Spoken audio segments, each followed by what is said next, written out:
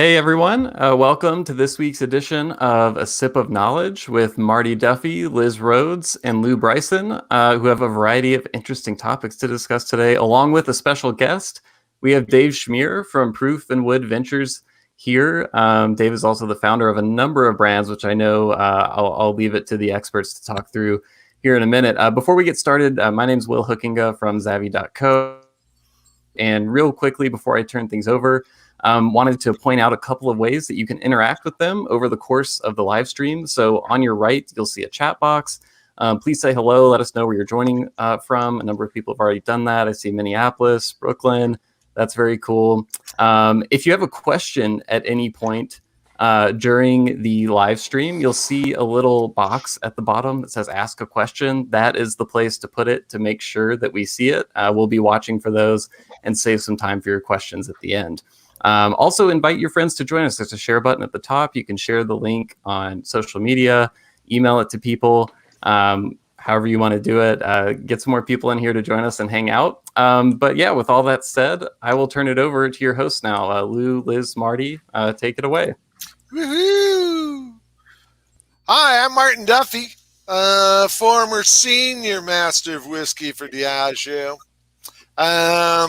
Benedictine. See, it's getting even shorter. There it is. Just there it is. Former co-producer of the Chicago Independent Spirit Expo with that guy, and with Mrs. Brady, Mr. Brady, and I'm current national brand representative for Glencairn Crystal out of beautiful Scotland. Hello. Over to you, Liz. Well, wait. This way. What the heck? Hey, everyone.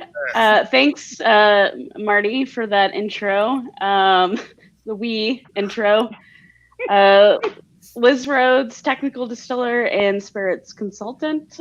Spent about over a decade in the alcoholic beverage industry.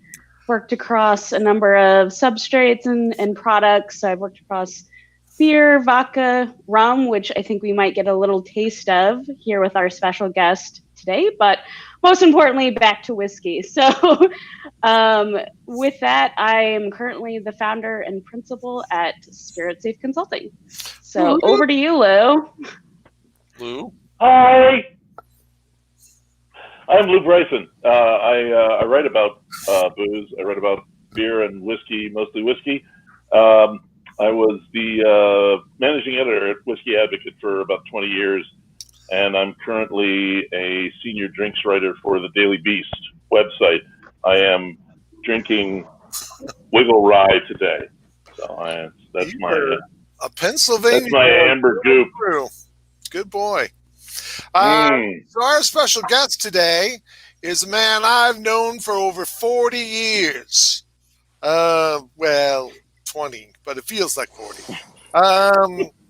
Mr. Dave Schmier. Now, a lot of you are familiar with Redemption Rye. This is the man who founded it. A lot of you folks probably are drinking Deadwood Bourbon. He founded that. Tumblin Dice Rye. He founded that. Funk Rum. Founded it. Orange V Vodka. Got rid of it. So, this is a man who's been in and out of the business. Now, Dave, we're not going to bring up shady parts of your past, like your involvement in the Bernie Madoff stuff. Look, this is going to be a short show if we're not going to involve the shady parts. Well, we're going to talk about how the Orange V Vodka was used by Jeffrey Epstein, stuff like that. Dude. Not going to go anywhere near those. Those are separate episodes. What we would like to do is explore Dave Schmier, the entrepreneur, the merchant bottler, the man. So why don't you start by telling us a little bit about yourself, your origins, and how you got into the whole spirit business. The quick story is kind of coming from a, retail background, bartending, managing, things like that, and seeing every bar promotion under the sun and realizing that maybe I could do this a little bit different, a little bit better maybe, and created a marketing agency to do just that. and we worked exclusively with beverage brands back in the 90s, if you remember. I remember. Fortunate enough to land Absolute Vodka as one of our first clients, doing the first national sampling effort that Seagram's did on behalf of the brand, and working with some really good people, if you recall. And that evolved into, like any good actor, thinking I can direct and create my own brands. So, Dave, when did you? Now, you first was the vodka your first brand? That was your first brand, right? That's the First I one that made it to market, yeah. Okay. Did you start with vodka, or did you have a whiskey prior to that? I did have a whiskey, and it was a little bit different. It was I had a handshake deal to license the name of a really high-end national restaurant. That kind of fell through. But the interesting thing, this was about 2000, and on the one hand, the marketplace didn't want whiskey. I had an hour-long meeting with the distributor, and he's like, "Great, we'll take 5 cases. We take more if you were doing a vodka." But the plus to that is you can buy any kind of aged whiskey you want at that time. So I did get to taste some really cool old bourbons and whatnot. Didn't It was a different time. Yeah, it definitely was a different time, and I think that's kind of interesting in the general context. There weren't thousands of micro distilleries. There wasn't as much information at your fingertips if you wanted to start a brand. How do you do it? A lot of things that seem like obvious right now weren't so obvious then. And in fact, people didn't realize that maybe there were only 8 to 10 whiskey distilleries left in the U.S. and people didn't realize that some brands were actually owned by people who didn't own distilleries. Well, and then when you started Redemption, what year was that? That was prior 2011, 2010? It was 2010. Mike, my partner at Redemption, had just opened Strong Spirits the previous year, and my vodka was the first thing on the line. And while down there setting that up, we were drinking a lot of whiskey and thinking of different opportunities to have. And we created a company called Bardstown Barrel Selections. And our thought was we'd find some really cool barrels of whiskey and, do real small runs, maybe a barrel or two at a time. Even back then, 10 years ago, that idea kind of hit a brick wall because nobody really wanted to sell us their best barrels of whiskey, as we quickly found out. And then we sort of stumbled on LDI up in Indiana. And I say stumbled because it really wasn't common knowledge what was going on up there. And it's this great giant distillery that's been there in one form or the other for 150 years. So yeah, we discovered it. But we found some, really nice rye that they had that was originally, far as we understood, was meant for blending either into Seagram 7 or Crown Royal or maybe both, that they were selling. And it was really tasty, especially it was 2.5 years old. And immediately thought we could put this in a bottle and we'd find a lot of people that we knew that would also enjoy it. And honestly, you had a question. What, me? Yeah. Well, actually, I was thinking, or Lou, did you have a question? I do, actually. I just wanted to clarify for people who maybe haven't been in it as long as we have, that you're talking about a distillery that was owned by Seagram's. I don't know who the hell owned it before Seagram's, and then LDI, and now is what everybody knows as NGP. Yeah, it was built Correct. for Seagram's. It was a Seagram's distillery originally, yeah. Yeah. Well, before that was built, there was a distillery there from, I think, 1850, 1847, something crazy like that. Yeah, it's a long way back. I don't know how big it was, but it was there. And this is what, about half an hour from Cincinnati, or 40 minutes, something like that. Something like that, yeah. Yeah, it's close. Yeah, you can get Skyline Chili really. In fact, they even have Skyline Chili right there in Lawrenceburg. Dave, now in 2011, when you asked me to help you with your struggling Independent Spirit Expo in New York to help bolster it, you asked me to come and work your table, and I was amazed not only by a lot of the great little spirits that were popping up, but right next to us, right next to your redemption table, was Dave Perkins from High West.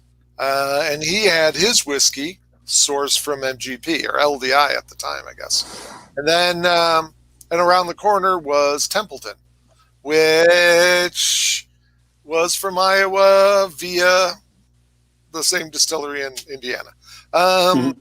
So, but it was amazing how different they all are. But at the same time, it was interesting that rye hadn't really. It was just coming on the scene, and in a way, you kind of struck gold, bringing out a very affordable rye at a time when a lot of bartenders, a lot of mixologists were rediscovering rye whiskey and rye whiskey cocktails. I mean, was that something that you really stumbled upon, or did you and Mike actually kind of see that coming?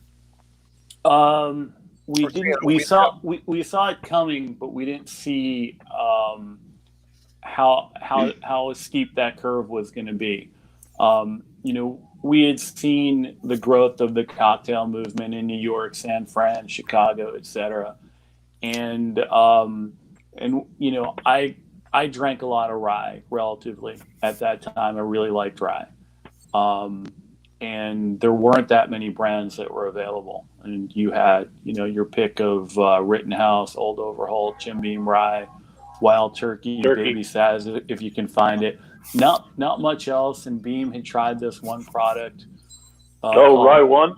Yeah, which was, $50 a bottle. And this was before people really wanted to pay $50 a bottle for something they didn't know. Everything else was under 20. The category was pretty much dormant except for the people in that cocktail scene. So on that part, we knew that we would sell a couple hundred cases a year in those markets to the people that we knew. It was really thought of, it was kind of a side project, something that we liked. So that was kind of where we were looking at it. I mean, even the retail trade didn't really know what to make of rye. Your average store would have one of those brands and a bottle of Rye One, because maybe there was some incentive there. I don't know, but there was nothing in between. And even they didn't know what it was. If you asked a lot of retailers, what ryes do you have? They'd start spouting off Canadian Club and Canadian. Yeah, well, things that people called rye in the past, even though I think there was less than 100,000 cases of rye being sold in 2010 by far. So it was really interesting. It's actually a lot of fun because I mean honestly, we were learning as we were going, and that's kind of how we always roll. But it was really fun being able to introduce people to rye at that point. And also, you'd mentioned High West and Templeton. Both of them were a little bit before us, but they also had a really small footprint. High West, at that time, they'd be is likely to be selling you peach vodka as rye whiskey. Yeah. And Templeton wasn't available outside of Iowa, Chicago, and Northern California. So we didn't really run into those guys too much in the beginning, and the demand was so big, we never looked at them as competition, so to speak. We were all kind of doing the same thing together, which was a lot of fun. Templeton really blew up here in Chicago because they pushed it as the Al Capone whiskey, which is a little goofy. Hey, Mr. Joe Riggs, your former employee, says that the old MGP distillery was originally the Rossville distillery that originated back in 1847, which was founded by Dave Schmier's great-great-great-great-grandfather. You have a diet Schmier. So that's a coincidence. That And you his brother I think Ezekiel. Yeah. MGP has a house brand called Rossville now, I think. Oh, that's They right. do. Yeah. Yeah. The two together. There you go. Yeah. So I have a question for Dave here. So transparency seemed to be always a part of your brand identity and brand story. Can you talk a little bit about that in terms of, did it hurt or help you, or were you just wanting to remain true to the heritage of the whiskey? Can you talk a little bit about that? Yeah. I mean, we didn't look at it in that way so much. There was question because again, everyone at that time, and some people still do, that all whiskey should come from Kentucky.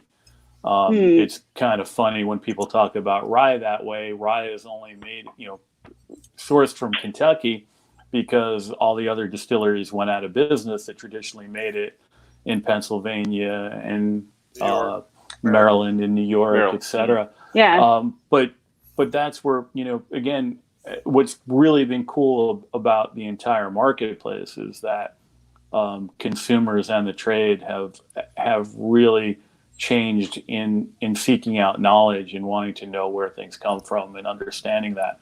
But we thought it might be a challenge, but we were bottling it in Kentucky, and we also wanted to tell a true story. There wasn't, and again, we didn't think about anything else, but we made sure to include Indiana on the bottle, and and at first there was a little bit of pushback.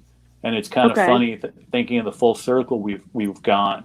I remember, the MGP rye or LDI rye at the time kind of has, especially when it's younger, more of a lighter, botanical almost flavors coming out of it, and it's got a lot more sweetness as well.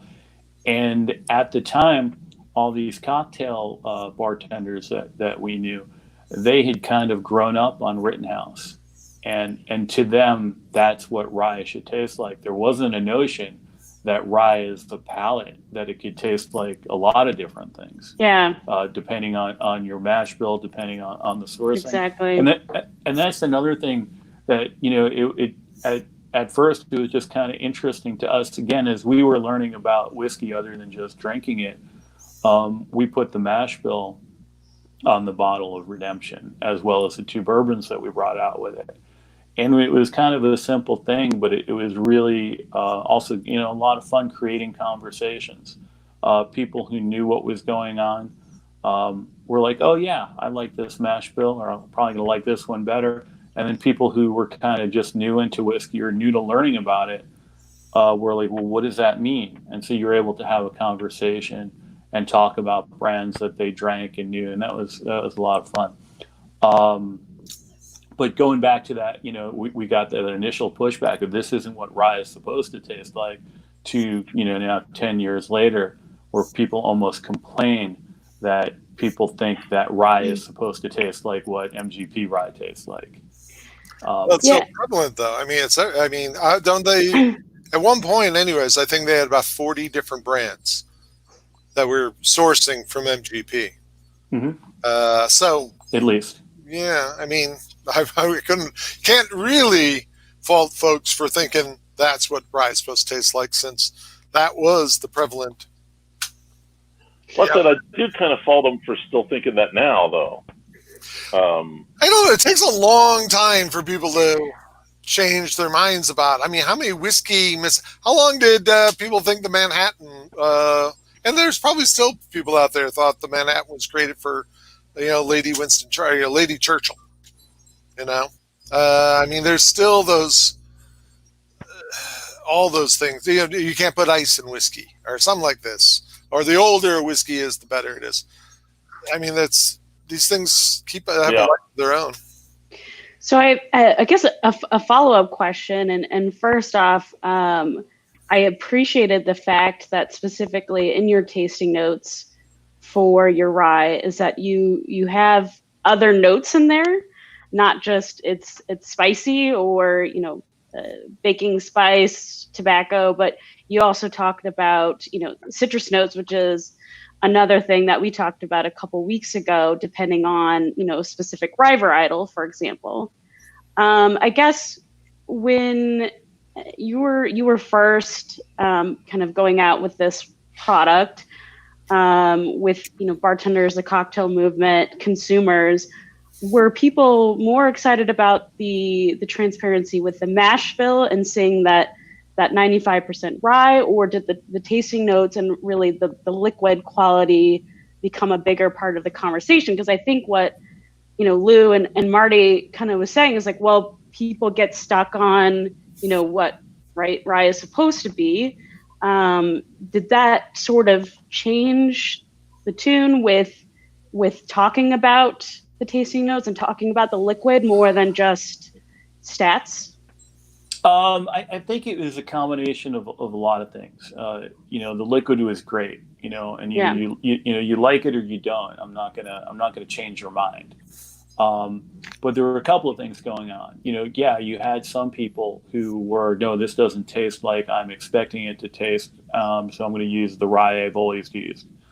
And then you had other people, both from a taste profile and just an idea that they wanted to be different, gravitated towards Redemption. And we priced it well. We priced it for cocktails. We priced it so you'd buy a second bottle after the first bottle. And then honestly, I mean, the one thing that was also a big driving force is that people started running out of rye. And we certainly grew the brand at some points because I can't get any Rittenhouse and I haven't been able to buy baby Sazerac for 6 months. And so there was an element of just being there that helped. But it was, it gets back to, no matter what it was, the whiskey was always good.